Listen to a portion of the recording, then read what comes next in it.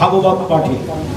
পাঠ হোক, প্রতিদিন পাঠ হোক, যে যেমন পারেন তেমন ভাবে মন্দিরে পাঠ করুন, সমাজকে জাগরণ করুন, সমাজের অন্ধকার দূরীভূত করে দিন, মানুষকে এক করে আনুন যে আমরা সবাই সনাতন, আমরা সবাই বৈদিক শ্রেণী, আমার আর্যবর্ত ভারতবর্ষে বাস করছে, আমরা সবাই ভারতীয়। সেই হিসাবে আমাদের ধর্মের প্রসারণ ঘটুক, মহাপ্রভুর আচারিত প্রচারিত মত আমরা অবলম্বন করি। কিন্তু আমি একটা কথা নির্বাচন করে যাচ্ছি, এটা পরবর্তীকালে সংশোধন হওয়ার চেষ্টা করবেন।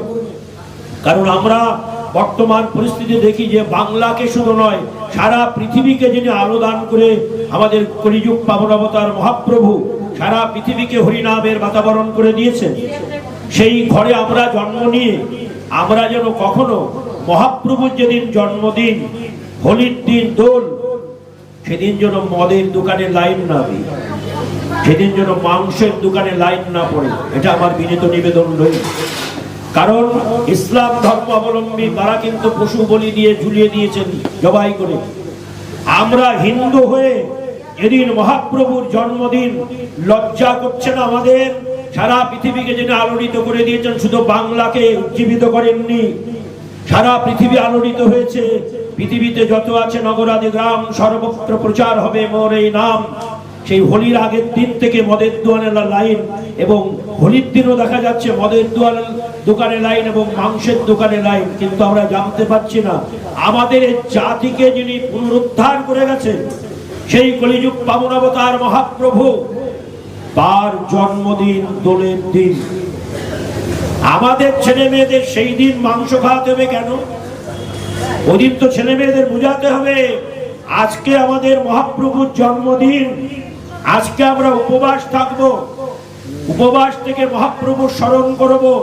মহাপ্রভু না আসলে আমরা এখন তিলক মালা দিয়ে রাস্তায় বেরোনোর সম্ভাবনা ছিল না।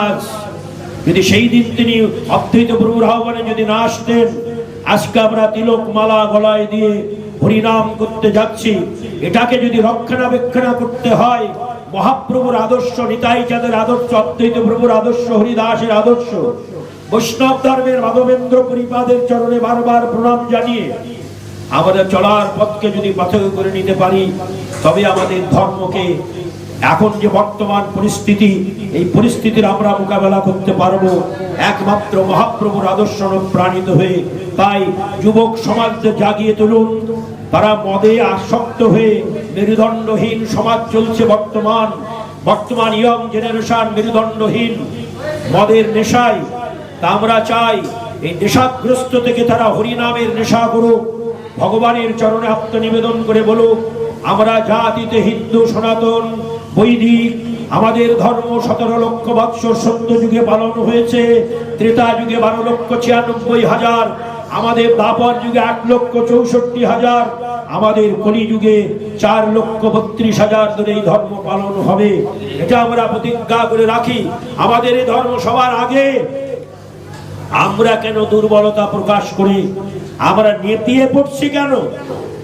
আমরা তো বীরের সন্তান, আমরা ধর্ম যাজক।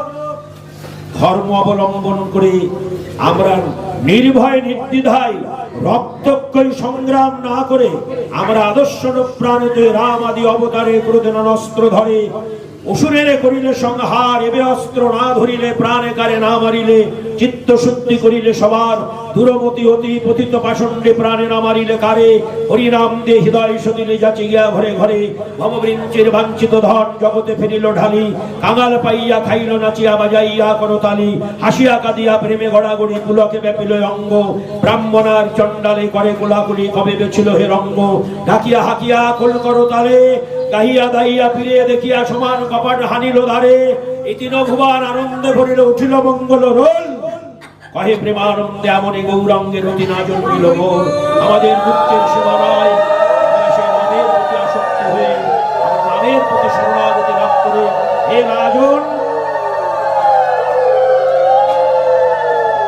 কলির ঘোর অন্ধকার যদি দূরীভূত করতে হয়,